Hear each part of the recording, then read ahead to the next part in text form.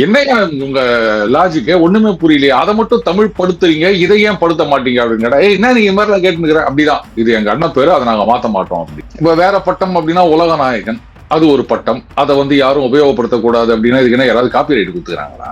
இப்போ 4 பேர் என் படத்தை போட்டு சுத்துறாங்கன்னா யாரும் சுத்த போறது இல்ல. அட்லீஸ்ட் நானாவது காசு கொடுத்து 4 பேருக்கு என் டிஷர்ட் படத்தை போட்டு டிஷர்ட் ஒட்டி போங்கப்பா போய் சுத்துங்கப்பா, எனக்கு ஒரு பாப்புலாரிட்டி வரணும் அப்படின்னு நான் சொல்லலாம். அது உன் படத்தை அவங்க கேட்காமயே போட்டுட்டு சுத்துறாங்க அப்படின்னு சொன்னா அப்ப அது உனக்கு விளம்பரம் இல்லையா? கரெக்ட் தான். இப்போ பராசக்தி சொன்னாங்க, அது மாதிரி பாத்தீங்கன்னா இதுவாயிடுச்சு, இது ஜனநாயகன் மாதிரி எதுவும் சிக்கல்ல மாட்டிக்கிச்சுன்னா, ஆனா அது ரிலீஸ் ஆயிடுச்சு. இப்ப அவங்க இங்க அந்த திராவிட பொங்கல் எல்லாம் கொண்டாடி இருக்கணும். அவங்க எதுக்கு போயிட்டு அங்க அந்த பாரத பொங்கல் அதை கொண்டாடுறாங்க எனக்கு தெரியல. அந்த காவல்துறை, அதுக்கப்புறமா ஆசிரியர்கள், இவங்களை மதிக்காத ஒரு சமுதாயம் முன்னேறியதா சரித்திரமே. ஏன்னா காவல்துறை இன்னைக்கும் பாத்தீங்கன்னா காவல்துறைக்கு நம்ம என்ன மதிப்பு கொடுத்து வச்சுருக்கோம் சொல்லுங்க.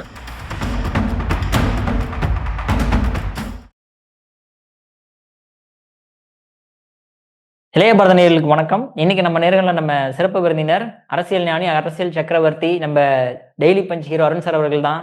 சார் வணக்கம். சார் வணக்கம் விக்ரம். சார், பொங்கல் அன்னைக்கு கூட நாங்க டிஸ்டர்ப் பண்றோம்னு ரொம்ப ஃபீல் பண்ணக்கூடாது. ஏன்னா உங்களுடைய ரசிகர்கள் உங்களோட வீடியோக்காக ரொம்ப வெயிட் பண்ணிக்கிட்டு இருக்கான்ற காரணத்துக்காக தான் பொங்கல் அன்னைக்கு கூட உங்களை டிஸ்டர்ப் பண்ண வேண்டிய காரணமா இருக்கு. மன்னிக்கணும். இப்படியே சொல்லி ஏமாத்துங்கயா. இன்னும் எத்தனை நாள் தான் இப்படியே பண்ணிட்டு இருக்க போறீங்கன்னு தெரியல. சரி, எல்லாருக்கும் பொங்கல் நல்வாழ்த்துக்கள். ஆனா எனக்கு மட்டும் ஆரிய பொங்கல். ஏன் சார்? அதை நான் எப்பவுமே சூடா சாப்பிட மாட்டேன்ல. டீ கூட நான் சூடா குடிக்க மாட்டேன். அந்த ஆரிய பொங்கல். ஆரிய பொங்கல் இல்ல, திராவிட பொங்கல்னு சொன்னதே ஒரு பெரிய பரிணாம வளர்ச்சி விக்ரம். ஏன்னா இது நாள் வரைக்கும் தமிழர் திருநாள்னு சொல்லிட்டு இருந்தவங்க இப்ப அத ஒரு படி மேல போயிட்டு திராவிட திருநாள்னு சொல்ல ஆரம்பிச்சிருக்காங்கல்ல. அநேகமா வருகின்ற வருஷங்கள்ல இது பாரத பொங்கல் அப்படின்னு சொல்லலாம். ஏன்னா டெல்லியில மோடி பொங்கல் வச்சிருக்கார். அப்ப அது பாரத பொங்கல் தானே? நிச்சயமா சார். ஆனா அது ஆரிய பொங்கலோ இல்ல திராவிட பொங்கலோ பாரத பொங்கலோ செலக்டிவ் பொங்கல் இல்லாத வரைக்கும் ரொம்ப சந்தோஷம் விக்ரம். நிச்சயமா சார், கன்ஃபார்மா. சார், நம்ம அதுக்கு முன்னாடி நம்மளுடைய கமல் சார் அவர்கள் இளையராஜாக்கு ஈக்குவலா நான் ஆகியே ஆகணுன்ற மாதிரி ஒரு முடிவு எடுத்திருக்கிறதா தெரிய வருது. என்ன சார்? இருப்பா அந்த பேரை சொல்லாதப்பா, அப்புறம் ஏதாவது கேசு கீசு போட்டு போறாங்களா வணிக நோக்கத்துல? அவருடைய தெரியாது என்ன பண்ணுவாங்கன்னு நமக்கு தெரியாது. அதனால நீங்க இப்படி சொல்லிருங்க, க மல் அப்படி சொல்லிருங்க. அப்ப யாரும் கேள்வி கேட்க முடியாது. Okay sir. இந்த கா மல் அவர்கள் என்ன சார் திடீர்னு போய் கேஸ் போட்டிருக்காரு இளையராஜா அவர்கள் மாதிரியே? அது வணிக நோக்கத்துல பெயரையோ இந்த புகைப்படத்தையோ வசனங்கள் பட்டங்கள் அப்படின்ற மாதிரி கூட நான் செய்தி பார்த்தேன். பட் அது எந்த அளவுக்கு வெரிஃபைடு அப்படின்னு எனக்கு தெரியல. பட் கேஸ் போட்டிருக்காரு அப்படின்றது மட்டும் தெரிஞ்சுது. அது பட்டம் அப்படின்னு நான் ஒரு செய்தியில பார்த்தேன். எப்படி இப்போ அவருக்கு இந்த பத்மஸ்ரீ அப்படின்னு ஒரு பட்டம் கொடுத்தாங்க, ஞாபகம் இருக்கா? அதை வேற இது என் கசின் ஒருத்தர் இருக்கான், அவன் பயங்கரமான டேஷ் வெரியன் அப்படிதான் சொல்லணும். ஆமா, அவன் என்ன பண்ணுவான், இந்த ரசிகர் மன்ற போஸ்டர் எல்லாம் அடிப்பான். அதுல தாமரை திரு டேஷ் டேஷ் அப்படின்னு ஒரு பேரை போடுவான். நான் கேட்டேன், என்னன்னா அது தாமரை திருன்னு போட்டுக்கிறேன், வெறும் திரு தான் போட்டிருக்காங்க, நான் கேள்விப்பட்டிருக்கேன். இதனா தாமரை திரு அப்படின்னா என்னடா இது கூட தெரியாம இருக்கிற நீ, பத்மஸ்ரீ அது வடமொழி பட்டம், அதை நாங்க தமிழ்ல எழுதிக்கிறோம் அப்படின்னாரு. நான் அதுக்கப்புறம் ஒரு பேர் போட்டுக்கிறியா, அது என்ன அது அப்படின்னு சொன்னாரு. அப்ப இது என்ன எழுத்துன்னு கேட்டேன். என்னையா உங்க லாஜிக்க ஒண்ணுமே புரியலையே, அதை மட்டும் தமிழ் படுத்துறீங்க, இதை ஏன் படுத்த மாட்டீங்க அப்படிங்கடா. என்ன நீங்க மாதிரி நான் கேட்டுக்கிறேன். அப்படிதான், இது எங்க அண்ணன் பேரு, அதை நாங்க மாத்த மாட்டோம் அப்படின்னாரு. சரி, அந்த பட்டத்தை மத்த யாராவது, அப்கோர்ஸ் இதெல்லாம் பேருக்கு பின்னாடியோ முன்னாடியோ போட்டுக்க கூடாது அப்படின்னு ஒரு இன்ஸ்ட்ரக்ஷன் இருக்குது விக்ரம். இப்ப வேற பட்டம் அப்படின்னா உலக நாயகன், அது ஒரு பட்டம். அதை யாரும் உபயோகப்படுத்தக்கூடாது அப்படின்னா இதுக்கு என்ன யாராவது காப்பி ரைட் கொடுத்துக்கிறாங்களா? இப்போ அந்த நோபல் பரிசு கொடுத்தாங்கல்ல மச்சாடோ, அவங்களே என்ன சொல்லிட்டாங்க, ஆனா இதை ட்ரம்ப் கொண்டு போய் கொடுக்க போறேன் அப்படின்ட்டாங்க. உடனே நோபல் பரிசு கழகத்துலன்னு சொல்லிட்டாங்க. ஐயோ, இதெல்லாம் மத்தவங்களுக்கு டிரான்ஸ்பர் பண்ணுவதற்கோ இல்ல விற்கிறதுக்கோ இல்ல லீஸுக்கு கொடுக்கறதுக்கோ இல்ல இலவசமா கொடுக்கறதுக்கோ சட்டத்துல எங்கேயுமே அனுமதி இல்லை அப்படின்ட்டாங்க. அதே மாதிரி விண்வெளி நாயகன் அப்படின்னு புதுசா ஒரு பட்டம் கொடுத்துக்கிறாங்க. அதையும் யாரும் உபயோகப்படுத்தக்கூடாதுன்னா எப்படி, எனக்கு புரியல. இப்போ காதல் மன்னன் இப்படி எடுத்துக்காங்க. இந்த பட்டம் முதல்ல யாருக்கு இருந்தது? ஜெமினி கணேசன். அப்போ வந்து அண்ணன் வந்து காதல் இளவரசனா இருந்தாரு. அதுக்கப்புறம் எத்தனை நாள் இளவரசனாவே இருக்கிறது? ஏன்னா 60 வயசு வரைக்கும் இளைஞரணி தலைவர் மாதிரி 60 வயசு வரைக்கும் இளவரசனாவே இருக்க முடியுமா? அதனால இவரை வந்து ஜெமினி கணேசன் சினிமால இருந்து ஒதுங்கின உடனே இவரை காதல் மன்னனா அப்கிரேட் பண்ணிட்டாங்க. அப்பதான் இன்னொரு நடிகர் வந்தாரு, அவரை காதல் இளவரசன் அப்படின்னு சொன்னாங்க. இப்ப அவர் வந்து சண்டைக்கு வர மாட்டாரா? கடைசியில ஒரே படத்துல அந்த கால காதல் மன்னன், இந்த கால காதல் மன்னன் 2 பேரும் நடிச்சாங்க. ஞாபகம் இருக்கா? என்னது சார்? அவ்வை சண்முகி, ஆ செல்லம்மா. ஞாபகம் இருக்கா உனக்கு? அப்போ இதெல்லாம் வந்து மாறிக்கொண்டே இருக்கக்கூடியது. இதெல்லாம் வந்து எதிர்த்து கேஸ் போடுவாங்களா என தெரியல. அதுக்கப்புறம் இப்போ வடிவேலுடைய வசனங்கள்லாம் பாத்தீங்கன்னா நிறைய மீம்ஸ் போயிட்டு இருக்குது. வந்துட்டாங்க ஐயா, வந்துட்டாங்க ஐயா, நல்லா கேக்குறாங்க ஐயா டீட்டெயில் அப்படின்னு இந்த மாதிரி நிறைய விஷயங்கள். இதுக்கெல்லாம் யாராவது காப்பி ரைட் கிளைம் பண்ண முடியுமா அப்படின்னு எனக்கு தெரியல. இது வந்து அந்த நீதித்துறையில் வல்லுநர்கள் அவங்க தான் வந்து இதுக்கு பதில் சொல்லணும் அப்படின்னு நினைக்கிறேன். And ultimately court has to decide. அவர் பேசின வசனங்கள் எல்லாம் வந்து யாருமே பேசக்கூடாதுன்னா விக்ரம் கல்யாணம் ஆயிடுச்சா? ஆனா என்னப்பா, ஆகாட்டா என்னப்பா, மனைவி கிட்ட என்ன ஐ லவ் யூ, ஐயோ பயமா இருக்குது சொல்லணும் அப்படின்னா ரகசியமா போய் சொல்லு. ஏன்னா அண்ணன் ஏதாவது ஒரு படத்துல இல்ல நிறைய படத்துல சொல்லியிருப்பார் ஐ லவ் யூ அப்படின்றது. அப்போ இதெல்லாம் நம்ம சொல்லிட்டோம்னா பாத்தீங்களா என் வசனத்தை சொல்றா அப்படின்னு யாராவது வந்து கேஸ் போட்டாங்கன்னா என்ன பண்றது? இதுக்கெல்லாம் வந்து காப்பி ரைட் கிளைம் பண்ண முடியுமா? ஆனா எல்லாத்துலயும் நான் எப்பவுமே ஒரு பாசிட்டிவ் பார்ப்பேன் விக்ரம். நாளைக்கே நம்ம யாராவது வந்து மன்னிப்பு கேளுன்னு சொன்னாங்கன்னு வச்சுக்கேன், முடியாதுங்க. ஏன் இல்ல நான் பாட்டுக்கு ஐம் சாரின்னு சொல்லுவேன். அதுக்கப்புறம் யாராவது வந்து இது நான் அந்த படத்துல பேசின என்னோட வசனம் நீ வந்து பேசிட்டேன்னு யாரும் கேஸ் போட்டுற கூடாது, அதனால சாரி நான் சொல்றது இல்ல அப்படி சொல்லிக்க வேண்டியதுதான். இது என்னன்னு எனக்கு ஒண்ணும் புரியல. சரி, அவருடைய படத்தை உபயோகப்படுத்த கூடாதுன்னா கரெக்ட். அதாவது சில பேர் வந்து அந்த டிஷர்ட்ல அந்த மாதிரி எல்லாம் பண்றாங்க. இந்த மாதிரி நிறைய விஷயங்கள் இருக்கு. அவரோட படத்தை அவருடைய அனுமதி இல்லாம விளம்பரங்கள்லயோ மற்ற விஷயங்கள்லயோ யாரா இருந்தாலும் யார் படமா இருந்தாலும் அதை நான் ஒத்துக்கிறேன். இப்ப சொல்லிடுறேன்ப்பா, யாரும் வந்து என் படத்தை போட்டு டிஷர்ட் எல்லாம் போட்டுறாதீங்க. யாராவது போடுவாங்கன்றீங்க? உனக்கு எதுக்கு இதெல்லாம் வெட்டி பந்தா அப்படின்னு கேக்குறியா? நீ சிரிக்கும் போதே எனக்கு தெரியுது. அப்படிலாம் இல்ல சார். பட் அந்த மாதிரி இருந்தா எனக்கு தானே ஒரு பெருமை விக்ரம். யோசிச்சு பாரு. இப்போ 4 பேர் வந்து என் படத்தை போட்டு சுத்துறாங்கன்னா யாரும் சுத்த போறது இல்ல. அட்லீஸ்ட் நானாவது காசு கொடுத்து 4 பேருக்கு என் டிஷர்ட் படத்தை போட்டு டிஷர்ட் ஒட்டி போங்கப்பா போய் சுத்துங்கப்பா எனக்கு ஒரு பாப்புலாரிட்டி வரணும் அப்படின்னு நான் சொல்லலாம். அது உன் படத்தை வந்து அவங்க கேட்காமயே போட்டுட்டு சுத்துறாங்க அப்படின்னு சொன்னா அப்ப அது உனக்கு விளம்பரம் இல்லையா? முன்னாடி எல்லாம் பாத்தீங்கன்னா கடைகள்ல எல்லாம் வந்து இந்த மாதிரி நடிகர்கள் படம் நடிகைகள் படம் எல்லாம் அந்த பேருக்கு மேல போடுவாங்க. அதையெல்லாம் நம்ம போய் கேட்டுட்டு இருக்க முடியுமா? சரி நம்ம பிரபலமா இருக்கோம் அதனால நம்ம மேல அபிமானமா இருக்காங்க போடுறாங்க நமக்கு தானே விளம்பரம் அப்படின்னு எடுத்துட்டு போலாம். அது சில பேர் வந்து இவர் மட்டும் இல்ல சில பேர் அதை ஒத்துக்கல அப்படின்னும் போது கரெக்ட். அவங்களுக்கு விருப்பம் இல்லைன்னா நம்ம அதை பண்ணக்கூடாது. ஆனா அதுக்காக வந்து எதையுமே பண்ணக்கூடாது அப்படின்னா வரட்டும் யாராவது ஒருத்தர் கேஸ் போடட்டும் அப்பதான் தெரியும் இதனுடைய முழு பரிமாணம் என்ன அப்படின்றது விக்ரம். அது வரைக்கும் அப்ப இன்னொன்னு ஒண்ணு இருக்கு. ஏன் கமல்ஹாசன் வேற யாருமே பேர் வைக்க கூடாதா? இப்ப நம்ம எஸ்சி சேர் டிராமால வந்து ரெண்டுத்தையும் சேர்த்து கமல்காந்த் அப்படின்னு ஒருத்தர் வருவாரு. ரிட்டையர்டு மேஜர் அப்படின்வாங்க. அப்ப என்ன இந்த பக்கம் ரஜினிகாந்த் விஜயகாந்த் அந்த பக்கம் கமல்ஹாசன் ரெண்டுத்தையும் சேர்த்து வச்சுக்கிறாரு. 2-3 பேரும் இல்ல அவருடைய ரசிகர்கள் யாராவது கேஸ் போட முடியுமா? எதுக்கெல்லாம் காப்பி ரைட்னு ஒரு இது இல்லையா? இப்போ அந்த மிஸ்டர் கூல் அத கூட வந்து ஏதோ காப்பி ரைட் போனாங்க போல இருக்கு. அது என்னாச்சுன்னு தெரியல. அதுக்கப்புறம் ஞாபகம் இருக்கா? தோனியை தான் மிஸ்டர் கூல்னு சொல்லுவாங்க. அந்த வார்த்தை வந்து காப்பி ரைட்னு ஏதோ போனாங்க போல இருக்கு. அப்புறம் என்ன ஆச்சுன்னு தெரியல. விடுங்க. இப்படியே போனா நாளைக்கு நம்மளும் வந்து டெய்லி பஞ்ச் அருண் அப்படின்றத நம்ம காப்பி ரைட் பண்ணிடுறோம். யாரும் யூஸ் பண்ணக்கூடாது. நீ போடுறதுனா கூட எனக்கு வந்து காப்பி ரைட் காசு கொடுக்கணும் தியாகத்தை. Okay sir. கமலுக்கு வந்து இந்த அளவுக்கு நீங்க எதிர்ப்பு தெரிவிக்கிறீங்க. அதே மாதிரி இளையராஜா அவர்களுக்குமே எதிர்ப்பு தெரிவிப்பீங்களா என்னப்போ? நான் கமலுக்கு எதிர்ப்பு தெரிவிக்கலையே. கேள்விதான் கேட்டேன் நான். நான் ஏதாவது எதிர்ப்பு சொன்னேன்னா? அதே மாதிரி இளையராஜா அவர்களுக்கு படத்தை போடாதீங்க. அவருடைய படத்தை நீங்க வந்து போட்டு வியாபாரம் பண்ணக்கூடாது விளம்பரம் பண்ணக்கூடாதுன்னு சொல்றதுக்கு எல்லாருக்கும் உரிமை இருக்கு. இதைத்தான் நான் முதல்லயே சொன்னேன். தம்பி அதாவது நீங்க என்ன கேள்வி கேட்பீங்க அப்படின்றதுக்கு 3 ஸ்டெப்பு முன்னாடியே போயிட்டு நாங்க பதில் சொல்லுவோம். உங்க கேள்விதான் லேட்டா வருமே தவிர எங்க பதில் முன்னாடியே வந்துடும். நம்ம அந்த ஜனவரி 1 இன்டர்வியூலயே பார்த்தோம்னு நினைக்கிறேன். நீ ஒரு கேள்வியை போஸ்ட் பண்ணாலும் நாங்க பதில கரெக்டா சொல்லிட்டோம். சரி, என் படத்தை யூஸ் பண்ணக்கூடாதுன்னு சொல்றதுக்கு எல்லாருக்கும் உரிமை இருக்கின்றது. அதை வந்து யாரும் இது பண்ணக்கூடாது. அதுவும் அந்த வியாபார நோக்கத்துக்காக போது அது ஒரு விளம்பரப்படுத்துவது இல்ல அதெல்லாம் வந்து யாரும் தட்டி கேட்க முடியாது. ஆனா அதுக்காக அந்த வசனங்கள் பட்டம் அப்படின்னு யாராவது அதை எக்ஸ்டெண்ட் பண்ணாங்கன்னா அப்பதான் இந்த மாதிரியான சிக்கல்கள் எல்லாம் வருகின்றது. அப்புறம் நாளைக்கு யாருமே ஐ லவ் யூ சொல்ல முடியாது. காதலே இல்லாமல் போய்விடும் இந்த நாடு. ஐயோ நினைச்சு பார்க்கவே பயமா இருக்குது. Okay sir. சார் அதே மாதிரி இப்ப நம்ம பராசக்தி படம் அது வந்து ரொம்ப மிகப்பெரிய ஹிட் ஆயிருச்சுன்ற மாதிரி சொன்னாலுமே இந்த பக்கம் தியேட்டர்லாம் காத்து வாங்கிட்டு இருக்கிற மாதிரி எல்லாமே இன்னொரு பக்கம் கழுவி ஊத்திக்கிட்டு இருக்காங்க. மோடி வந்து அவர்கள் அங்க பொங்கல் வைக்கிறாரு. இங்கிருந்து அதாவது சிவகார்த்திகேயன், ரவிமோகன் அவர்கள் எல்லாருமே போய் டி பிரகாஷ் எல்லாருமே போய் அங்க பார்ட்டிசிபேட் பண்ணும்போது இங்க இருக்கிறவங்களுக்கு கொஞ்சம் வயிறு எரியாதா சார்? அதான் எனக்கு ஒண்ணும் புரியல விக்ரம். மாணிக்கம் தாகூர் இருக்காரு இல்லையா, அவர் கேள்வி கேட்டிருக்காரு. என்ன எல்லாமா போயிட்டு அங்க போயிட்டு ஒரு சங்கி பொங்கலா என்ன ஒரு வார்த்தை சொல்லியிருந்தாரு அவரு. பராசக்தியில வந்து இந்த மாதிரி இருக்குது, ஜனநாயகனுக்கு வந்து தடையா அப்படின்னு கேட்டிருக்காரு. கரெக்ட் தான். இப்போ பராசக்தி வந்து சொன்னாங்க அது மாதிரி பாத்தீங்கன்னா இதுவாயிடுச்சு, இது ஜனநாயகன் மாதிரி எதுவும் சிக்கல்ல மாட்டிக்கிச்சுன்னா, ஆனா அது ரிலீஸ் ஆயிடுச்சு. இப்ப அவங்க வந்து இங்க வந்து அந்த திராவிட பொங்கல் எல்லாம் கொண்டாடி இருக்கணும். அவங்க எதுக்கு போயிட்டு அங்க வந்து அந்த பாரத பொங்கல் அதை கொண்டாடுறாங்க எனக்கு தெரியல. என்னமோ நடக்குது, யாரு கூட யார் இருக்காங்க, யார் எதிர்ப்பா இருக்காங்க ஒண்ணுமே தெரியல விக்ரம். எலெக்ஷன் வர வரைக்கும் நம்மள மாதிரி ஆளுங்கள்லாம் மண்டை காஞ்சி நிக்கணும் அப்படின்னு நினைக்கிறேன்.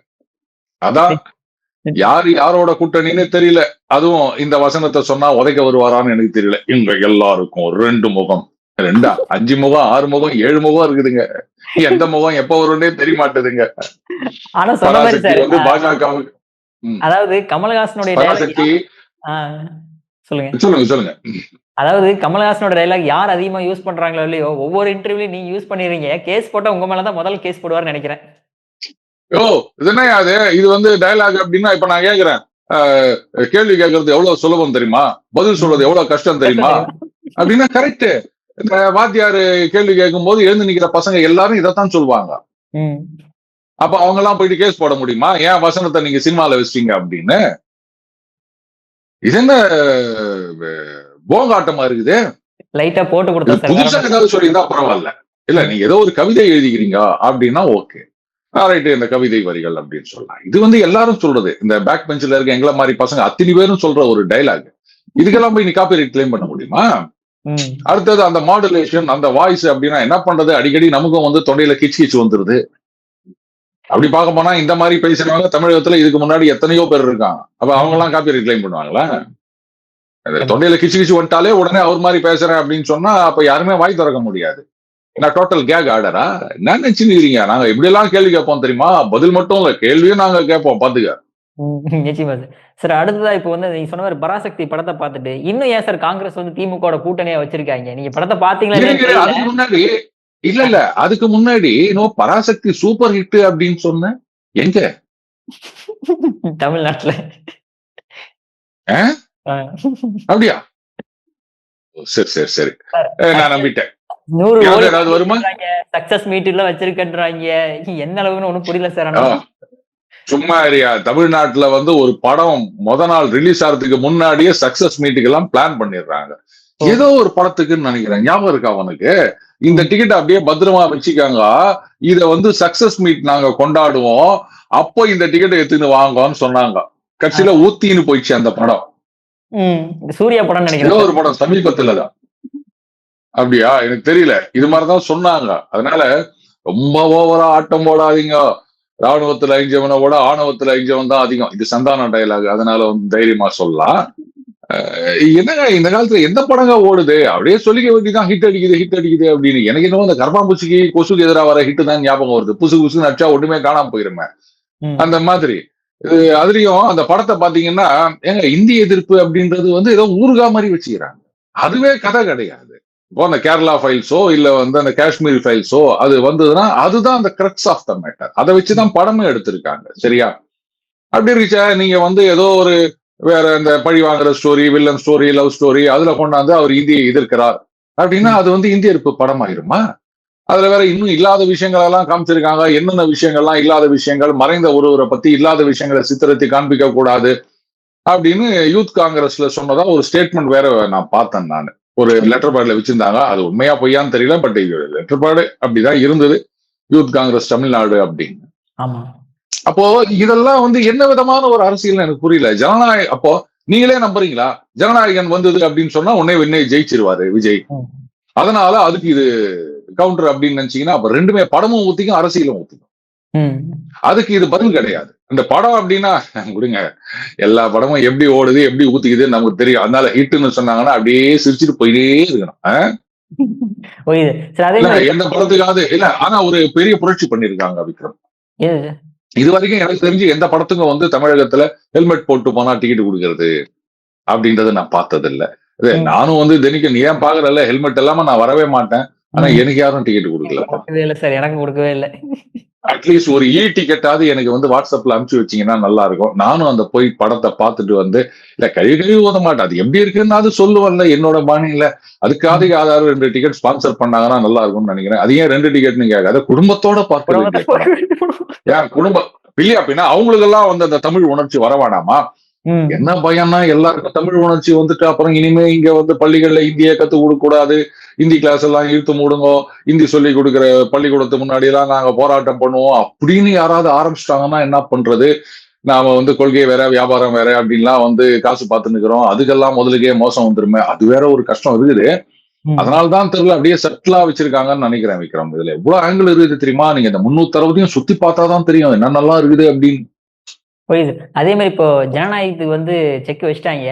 சிபிஐ விசாரணைக்கு வேற விஜய் அவர்கள் வந்து டெல்லி போயிட்டு வந்திருக்காப்புல. பொங்கலை அங்கதான் கொண்டாடுவாங்கன்னு எதிர்பார்க்கப்பட்டது. நல்லவேளை பொங்கலை முடிஞ்சு வாங்கன்னு இருக்காங்க. இல்ல என்ன நடந்திருக்கும் அப்படின்னா விக்ரம், எப்பவுமே வந்து சிபிஐயோட இன்ட்ராகேஷன் டெக்னிக் அப்படின்றது என்டையர்லி டிஃபரெண்ட். அவங்க வந்து ஒரு ஜோக் சொன்னாங்களே, கரடியை கட்டி போட்டு அடிச்சுட்டு நான் புலின்னு ஒத்துக்கோ அப்படின்னு கைது போட்டு அந்த மாதிரி எல்லாம் பெரும்பாலும் இருக்காது. அவங்க என்ன பண்ணுவாங்க, கேள்வி மேல கேள்வியா கேட்டே போவாங்க. ஒரு 50 கேள்வி 100 கேள்வி அப்படின்னு போவாங்க. அதுல பாத்தீங்கன்னா இன்சிக்னிபிகண்ட் ஐட்டம்ஸ் நிறைய இருக்கும், முக்கியமான விஷயங்கள் சில இருக்கும்.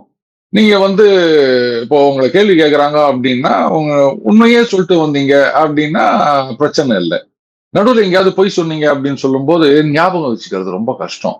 அதுக்கப்புறம் என்ன பண்ணுவீங்க, அங்க ஒண்ணு சொல்லிட்டு அதுக்கப்புறம் 74வது கேள்வியில ஒண்ணு கேட்கும் போது ஆஹா இதுக்கு நம்ம இப்படி பதில் சொன்னா மாட்டிப்போமோ அப்படின்னு நினைச்சிட்டு மாத்தி சொல்லுவீங்க. அப்போ உங்க பதில நீங்களே கான்ட்ரடிக்ட் பண்ற மாதிரி இருக்கும். சோ இதை பேஸ் பண்ணி தான் அவங்களுடைய இன்ட்ராகேஷன் அப்படின்றது ப்ரொசீட் ஆகும்.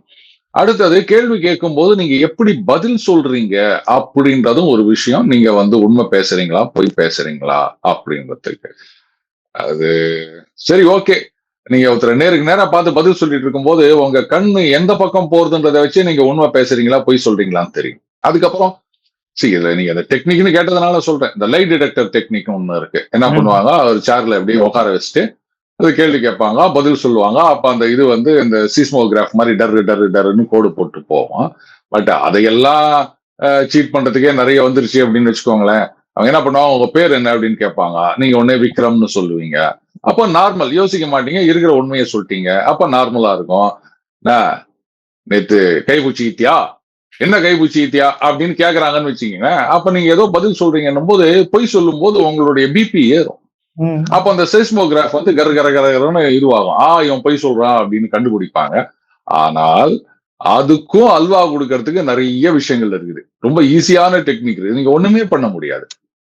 அவன் கைய கால கட்டி போட்டு எடுத்துட்டு வந்து கேள்வி கேட்டாலும் அந்த மாதிரி பண்ணலாம்.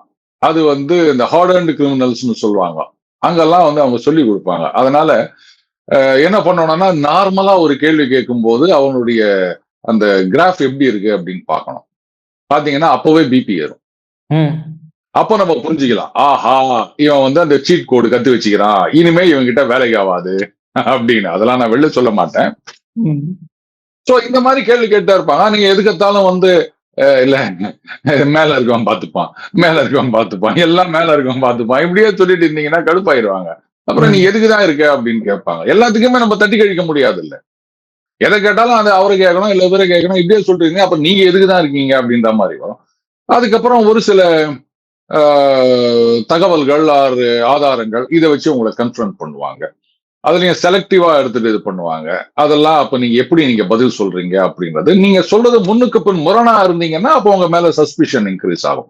இதுதான் வந்து சிபிஐ இன்ட்ராகேஷன் டெக்னிக். சிபிஐன்னு இல்லை, பொதுவாகவே உலக அளவுல இதுதான் வந்து இன்ட்ராகேஷன் டெக்னிக்கா ஃபாலோ பண்ணப்படுகின்றது. அதை சிபிஐ ஃபாலோ பண்றாங்க அப்படிதான் நான் சொல்றேன். It is not exclusive to CBI alone. அப்போ இவரை பொறுத்த வரைக்கும் டைரக்ட் ரெஸ்பான்சிபிலிட்டி ஆர் என்ன சொல்றது, இந்த கொலாட்ரல் டேமேஜ் அப்படின்னு ஒரு பக்கத்துல சொல்லுவாங்க இல்லையா, அந்த மாதிரி ஒரு மாரல் ரெஸ்பான்சிபிலிட்டி அங்க அது வந்து ஏற்கனவே ஆரம்பித்து விட்டது. பட் மற்ற விஷயங்களுக்கு இவருக்கு சம்பந்தம் இருக்கின்றதா இல்லையா, இதுக்குதான் வந்து அந்த இன்வெஸ்டிகேஷன். இதுல யார் யாருக்கெல்லாம் சம்பந்தம் இருக்கு, ஒருவேளை சம்பந்தம் இருக்கா, இது வந்து இயற்கையா நடந்த விஷயமா, யாராவது பின்னாடி இருந்து சதி திட்டமா, இந்த கான்ஸ்பிரசி ஆங்கிள் அப்படின்றதான் சிபிஐ முக்கியமா பார்ப்பாங்கன்னு நான் நினைக்கிறேன். இன்வெஸ்டிகேஷன் போயிட்டு இருக்கும்போது நம்ம அதை பத்தி பெருசா கருத்து சொல்றது சரியில்லை. பொதுவான விஷயங்கள் மட்டும்தான் நம்ம சொல்ல முடியும். அது கேள்வி நிறைய தான் இருக்கும். ஏன்னா நம்ம நார்மல் போலீஸ் இன்ட்ராகேஷன் வேற, இந்த மாதிரியான ஸ்பெஷலிஸ்ட் ஏஜென்சிஸ் அவங்களுடைய இன்ட்ராகேஷன் அப்படின்றது வேற வேர்ல்டு ஓவர். அதைத்தான் நான் மறுபடியும் சொல்றேன்.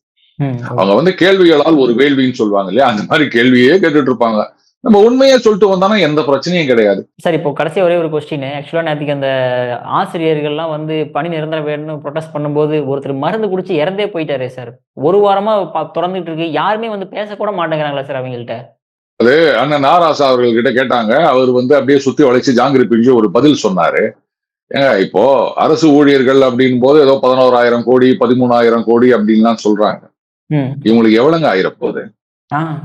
எப்பவுமே ஒரு சமுதாயத்துல வந்து அந்த காவல்துறை, அதுக்கப்புறமா ஆசிரியர்கள், இவங்களை மதிக்காத ஒரு சமுதாயம் வந்து முன்னேறியதா சரித்திரமே இல்லை.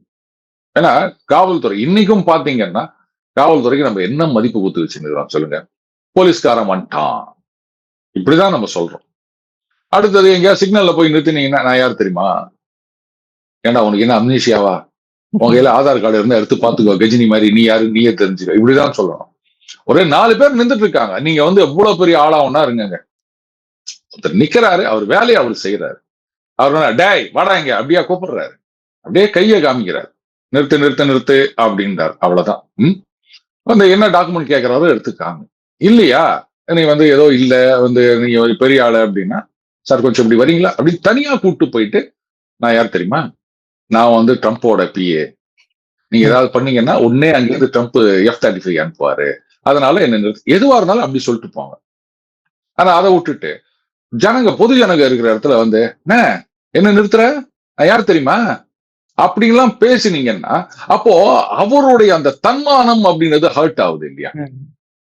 அது என்ன ஆகும், உங்ககிட்ட காமிக்க முடியாது, யாராவது ஏமாந்த இழிச்சவாங்க வந்து அவங்க மேல காமிப்பாங்க. ஏன்னா அவங்களும் மனுஷன் தானே. சோ அதனால முதல்ல காவலர்கள், அடுத்தது வந்து ஆசிரியர்கள். ஏன்னா அவங்க சொல்லி கொடுத்தாதானுங்க அடுத்த தலைமுறையே நல்லா வரும். இவங்களுக்கு மதிப்பு கொடுக்கல அப்படின்னா சரியில்லை. இப்ப ஆசிரியர்கள் அப்படின்னும் போது அவங்க அரசு ஊழியர்கள் போது லட்சக்கணக்கில் இருக்காங்க, அவங்க குடும்பங்கள் இருக்கின்றன, அத்தனை வாக்குகள் இருக்கின்றன அப்படின்றதுக்காக நீங்க இப்ப போயிட்டு இவங்க கொஞ்சோண்டு பேரு அப்படின்றதுனால இவங்களை கழிச்சு கட்டுற மாதிரி தானே இருக்கு.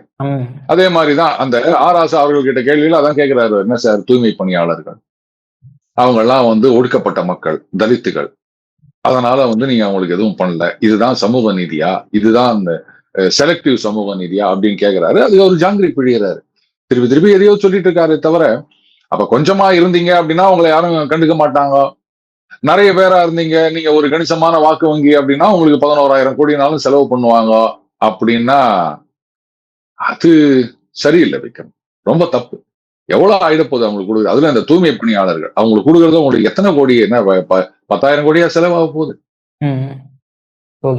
அத முதல்லயே நீங்க இந்த பிரச்சனையை சரி பண்ணிருக்கணும், புரியுதுங்களா? இல்லங்க கான்ட்ராக்ட் தாங்க, நாங்க வந்து அரசு ஊழியர்கள் என்னைக்குமே எடுக்க மாட்டோம் அப்படின்னாது சொல்லியிருக்கணும். என்னவோ போங்க. ஓகே சார், 2026 எலெக்ஷன் மாற்றம் வருதான்னு பார்ப்போம் சார். உங்க பொன்னான நேரத்தை இளைய பாலன் ஒதுக்குனதுக்கு மிக்க நன்றி சார். நன்றி விக்ரம், நன்றி.